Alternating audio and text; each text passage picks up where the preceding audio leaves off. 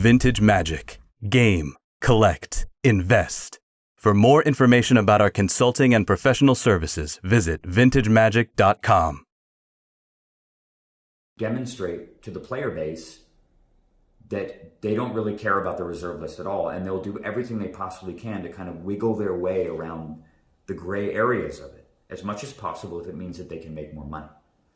Well, that's the answer right there. Yeah, and I think at the end of the day... Because Hasbro stock is down, their player base is down, they need to make more money. Yeah, but look at it, like the way that you make more money isn't by cynically exploiting your player base. That may work in the short term, but that will have long-term ripple effect consequences that will sort of radiate out through the whole gaming ecosystem, and will have people unloading and selling their collections because they just feel like this is something I was trying to explain to Stephen in our debate, is that emotions matter, feelings matter. People make a lot, we're emotionally driven animals. And how you feel about something that you collect and the specialness of it and the exclusivity of it is a big component of that. The cards don't have any intrinsic value at all, right? The thing that confers so much value to the secondary market in Magic is obviously scarcity, but the overriding concern is how do these cards feel to people? What kind of emotional response do they evoke? And if you squander that good faith, and if you ruin people's good feelings surrounding it, then the value is totally ephemeral. It's not propped up by anything. Yeah, you said in the other video with Steven in Sweden, the patina is gone. Yeah, that was the term that he used. Right. And then it applies very well. Then you applied it. When you start doing this and losing the trust, the whole mysterious thing of owning the Black Lotus and buying that unlimited Black Lotus or whatever, a CE one, and then having that in your deck or collecting it is gone. It's gone. Absolutely gone. Because now everybody's got one. Right. Right? Right. And sure, it does sound elitist to an extent, but it's okay to have things that are aspirational and rare and scarce. Like, that's how the world is constructed. Having aspirational things is important because it's really about, feeling good and feeling something emotionally about your connection to the cards, rather than just disgust at the fact that the game that you love, that has been the cornerstone of a huge part of your entire life, is being cynically exploited by corporate overlords at Hasbro who don't give a shit about anything, who will create a 30th anniversary event and they don't even bother to invite any fucking celebrities from the game's past. Yeah. Why were none of them there? Like, it's just obviously just don't even care anymore. Right. And the players understand that. And if it starts to feel like a negative thing, the only thing propping up the value of Magic in general is the trust and faith and nostalgia that the players have in it, right? Without that, it's not worth anything. We talked about this yesterday, about what happens in 15 or 20 years when our generation that cut our teeth as players with these cards, and they hold all this mystique and majesty to us. What happens when that generation either exits the game because they begin to die off, or they simply just unload their assets because they don't feel that they're appreciated anymore and they don't want them anymore? Who buys them? Who cares about them? How many kids who are 12, 14, 15 years old now will look at cards like Moxes and stuff and think that they matter, or that they're special, or that the history behind them matters, the renown behind them matters, that there can be a source of pride, something you aspire to? Now you've got this anniversary edition out there that just muddies the waters, and there's nothing to stop Hasbro from just printing it over and over and over and over again until it's totally saturated and they're everywhere. Right. And now everybody's got a page of Black Lotuses in their binder. All right, guys, we're back. So what we're going to do is now go into... Brian said that this 30th anniversary was not for you. Who is it for? And I also want to hear your maybe a solution to this mess. Yeah, well, solutions are hard to come up with. I think that a lot of people probably share my sentiments that the game is just feeling like it's degrading in a way. And I'm not saying it's like degrading to play it, obviously, but that just the experience feels degraded to me. It feels like the power creep, particularly in Commander format in general, is out of control. And that over and over again, when a new set is released, or every 2 or 3 sets that come out, it fundamentally transforms Commander in a way that feels very unhealthy. That the format has accelerated. They printed so much fast stuff, cheap or free spells, and more moxes, that now every commander deck that wants to be competitive is outfitted kind of like a vintage deck. It has 5 moxes. Right. It has a Black Lotus in it. It has tons of free spells alongside, you know, the original one, Force of Will, but there's tons of other free spells. And when you play the game, when you play Commander competitively 1v1, the games feel like they're decided in the first 2 or 3 turns. Oh, I'm talking about the 30th anniversary. This is it's part of the larger sort of ethos that's surrounding the game. Okay. Also, when Magic sets come out now, they now have how many different alternate versions of every card or every set that comes out? It's insane. It's insane. Totally ridiculous. Why are they doing this? The reason, obviously, is that they are trying to broaden the collectability, I suppose, and to make it harder to collect an entire set.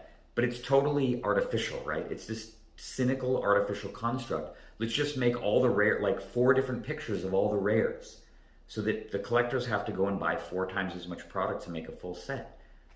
Who does that benefit? Did the collectors love doing that? In fact, I'll tell an anecdotal example of a person I know who's one of the game's biggest collectors, Chris Wilson, the CEO of Grinding Gear Games, very, very good friend of mine for 20 years now or whatever, longer than 20 years. And Chris was the world's foremost collector of lands. For years, he was collecting every single land that came out in every language. So whenever a new set would come out, Chris would have to spend all the time to track down every single land that existed. He is the ultimate collector that this sort of behavior is targeting. And despite how devoted Chris was to that endeavor and how much money and time that he sank into it, he gave up recently. What? He gave up. He's like, I just can't do this anymore because what? They have outstripped my capabilities to pay attention or to care about this anymore. It's so obviously exploitative at this point. I just can't do it anymore, and I'm not going to. And Chris gave up on this collecting endeavor that he's been doing for 15 years or longer. Huh. Just stop doing it. I actually didn't know that. Yeah. Wow. Crazy. And he still collects his weird misprints and oddities and stuff. But the land collection, which has been the kind of cornerstone of Chris's collectible life that he was known for, stopped because of this behavior. Right. And certainly Chris is not alone. Obviously, there are people, he's the most extreme example of it. But there are lots of people who are completionists, and now they have to go and get 4 times as many cards from every set in order to complete their collections. For what benefit? The artwork isn't better. The full frame stuff doesn't make the game better. If anything, it degrades the play experience. If you play Commander, when I try to play Commander now and I play against people that are using the alternate art, alternate frame stuff, I have no idea what they're even putting into play, even when I'm familiar with the cards. Yeah. It makes the experience worse for everybody. Because now you're sitting there, it's like hard enough to puzzle out what your opponent has in play. And they got secret layers from like Post Malone, and then they have these random ones where you can't even read the card anymore. You can't even read the card. Yeah. Just say nothing for the fact that just the way that modern cards look is total dog shit. They just look so bad now. Yeah. You just look at a Magic card. I think back to, you know, and I don't want to sound like a boomer here, but when I first started playing Magic, and every card was super iconic and flavorful. They had these very simple, stark designs, dead center. You could tell at a glance, looking at a battlefield, what was there. Not only that, but you could actually describe what the pictures looked like, too. And maybe if you hadn't looked real close at them, you wouldn't see all of the details, but you could definitely have an idea, and you could describe and recreate whatever that piece of artwork is now.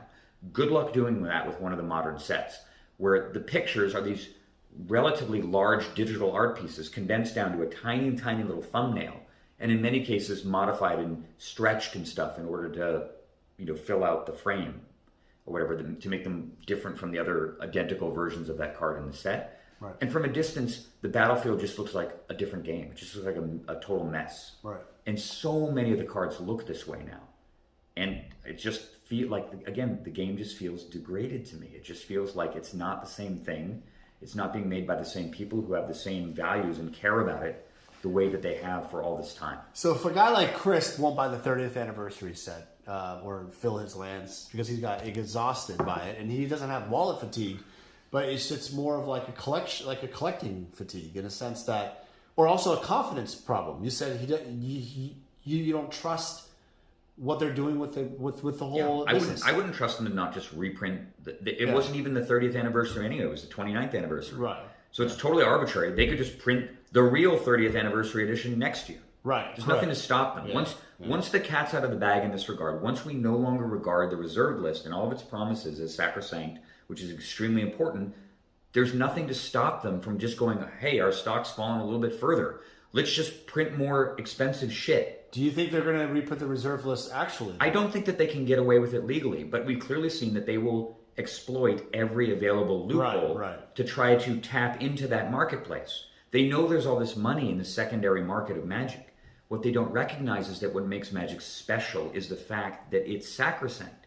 And if you violate what makes it special and you make it totally ordinary, then you probably degrade the long-term value of it and possibly the entire longevity of the game. You don't really know. Magic has flourished for 30 years in this context, with the reserve list in place for most of it, with that promissory estoppel in place for most of it, with the renown and mystique that the cards have for most of it. All right, promissory estoppel. Yeah, well, the point that I made, getting back to another point, reiterating, back in 2019 when Steve and I were talking about this, was the fact that Steven had these kind of concrete goals in mind that he thought would be accomplished by violating the promises of the reserve list and reprinting the old cards. He thought it would revitalize these old formats. My argument was that we actually know our current version of reality. In our reality, the reserve list was created in 1996 or whatever when Chronicles was made, and it was sort of re-entrenched in 2000 or 2001 when they added cards up through Saga, I guess, to it, or right around that. Yeah. And going forward, we know what the game looks like. We know what the progress of the game looks like. It looks like Magic in modern day, bigger than it's ever been before. More players collecting and buying and engaging and playing it regularly, right? It's in a very good, healthy place. And you can't directly say that it's in that place because of as a direct consequence of the reserve list. But we know that those two things happen in concert. If you go and you violate one part of that, you don't know what the future looks like. We don't know what Magic looks like in 5 years if it's the policy of the company to start just arbitrarily reprinting everything they want to with proxy backs. What does that look like for the collectability of the game? What does it look like as far as people actually caring about the game and wanting to invest time creating content and devoting huge amounts of their free resources and free time to it? We have no idea what that looks like. So is the answer to have made the anniversary edition more accessible by lowering the price and making it more? I just think they should not have made it. Period. It doesn't. It's so not made for anyone. Your argument is not to make it. Absolutely, it doesn't. Again, you have to ask the question: who does this serve? Okay. Right? Are people who play Commander and enjoy Commander, are they benefited by production of a proxy set that some play groups may allow in their little Commander ecosystem? Is that beneficial to those people? Well, maybe not. Maybe it is. But again, getting back to the whole idea of degradation, if I'm a Commander player and I've spent years collecting a set of dual lands that I use in my Commander decks, right, and I feel pride and ownership in that, I feel an emotional investment and a monetary one, and now suddenly I feel totally betrayed by the fact that they made this product that directly clashes with the stuff that I collected, that now everybody's got it, and I lose that feeling of feeling special. I may just stop playing Magic. I may stop collecting it. I may stop caring about it. Right. And these things have ripple effect consequences that play out over 5 or 10 years. If you alienate a huge part of your player base, what does that look like? Again, we don't know what this new world really looks like. We know what the existing world is, and it's a really good place in most respects. But we don't know what it looks like when the rules have changed. Yeah, Bank of America posted their analysis and even cited that people are liquidating their collections because of the lack of faith of Wizards, and they're concerned that they're going to reprint what the hell they want. Yeah, and do those people come back, right? Yeah. Particularly the people do they come back? Particularly the people who own the old cards, the cards that you traffic in. Your whole livelihood is built on those, right? I've made a substantial investment in that space as well. In order for your business model to work and for my collection to be important and valuable, and countless other collectors, the newer players have to care, right? Yeah. It has to be special. Right. If you go and just remove all the stuff that makes it special, why on earth would they look at a mock Sapphire printed in 1993 and think that's something cool to own? Oh, yeah. Right? They're not going to care anymore because Wizards can just arbitrarily reprint them at any time. They'll print them 5 years from now, another 35th anniversary. You have no idea. Whatever. Once the cat's out of the bag, you don't know what the precedent is. You don't know what that future looks like. To me, it's a gigantic risk to take for what benefit? Who is served by this new set, right? They're obviously just doing it as a gigantic cash grab. $1,000 for 4 random booster packs.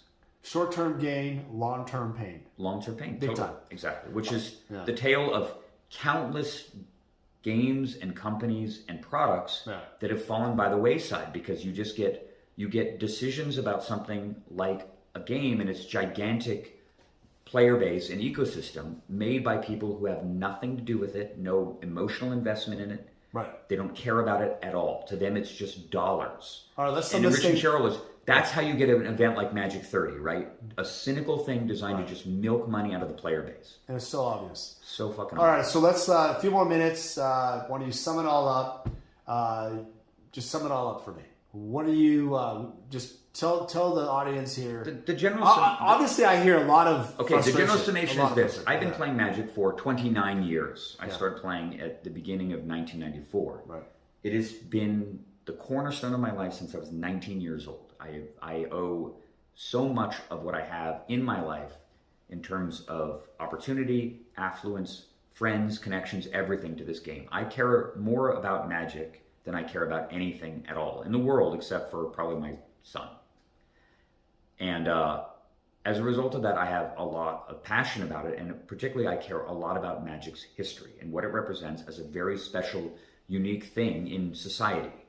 And it's affected, at this point, more than 100 million people who have played it and enjoyed it and experienced it and collected it and whatever over the years. And I really see in the last 5, 6, 7 years an unnerving pattern of this sort of steady diminishing of the game that I love and an exploitation of its community that feels very unprecedented in the game's history. It seems like the people that are making the most important decisions that relate to Magic's future don't care about, don't have any emotional attachment to the game, don't particularly care for its player base or what they have to say or what they think about, and are entirely cynically motivated by money.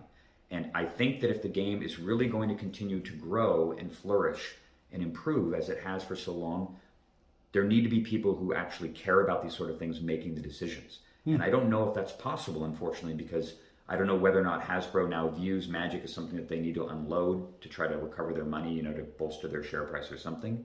Who really knows? But I am genuinely concerned about the game, and I'm going to make a point in the next probably 3 or 4 months to reach out to the people who I know and have good relationships with in the space to express my doubts and concerns to see if something can be done.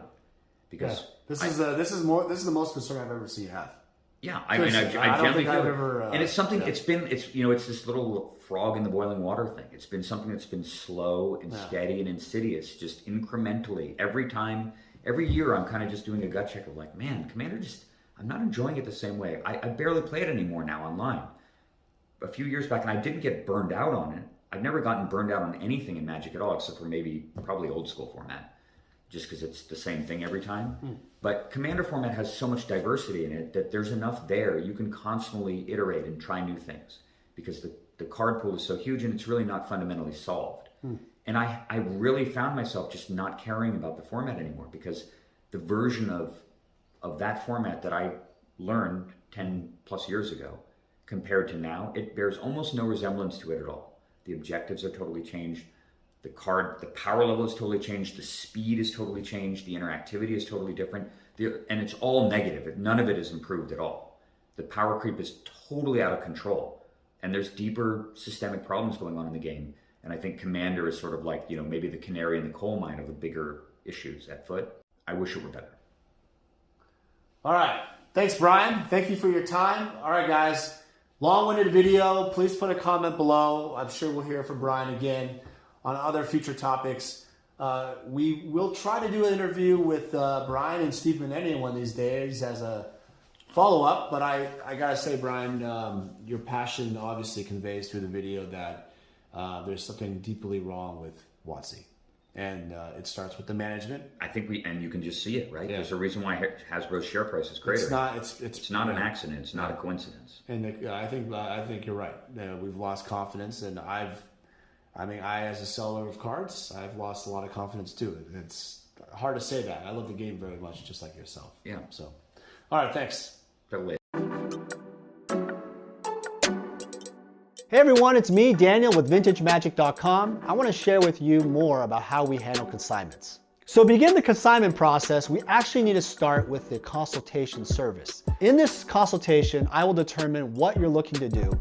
And generally, consigners usually tell me, hey Dan, I'm looking to sell my items and maximize the value of their collection. After we determine through the consultation, I usually like to do an appraisal process. And an appraisal process in terms of a consignment is more fitted towards authenticity and valuation for current market values. From there, after a contract is crafted and signed, we will then receive the items from you. The reason why our consignment process is very thorough is we also identify cards that could be graded so then they can maximize higher dollar values. So the payment process is very simple. Once we have sold your items, you'll get an updated ledger and we will process payment for whatever form of payment you need. As a consignor, you're gonna experience our white glove service. What that means is I'm gonna personally handle your collectibles from beginning to end. And rest assured, the client that purchases your collectibles will also receive the same white glove service. It's a signature service that I really pride myself on in working closely with my clients. Vintage Magic. Game, collect, invest. For more information about our consulting and professional services, visit vintagemagic.com.